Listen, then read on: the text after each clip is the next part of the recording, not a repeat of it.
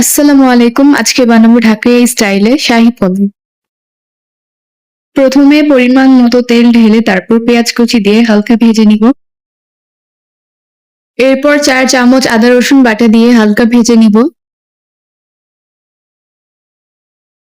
স্বাদ মতো লবণ দিয়ে একটু পানি অ্যাড করে কিছুক্ষণ কষিয়ে নিব। তারপর পরিমাণ মতো পানি, দারচিনি, এলাচ, কাঠবাদাম বাটা এবং কেওড়া জল দিয়ে বলক আসা পর্যন্ত ঢেকে রাখবো।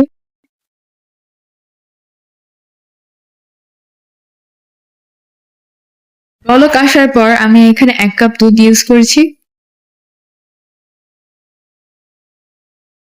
এরপর চাল দিয়ে ভালোমতো নেড়ে বলক আসা পর্যন্ত অপেক্ষা করব।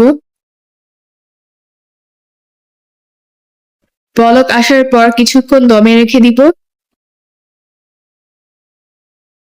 তারপর কাঁচা মরিচ ছেড়ে 30 মিনিটের জন্য দমে রেখে দিব।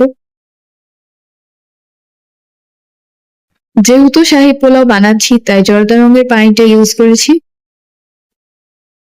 কি হয়ে গেল ঢাকাই স্টাইলে শাহী পোলাও।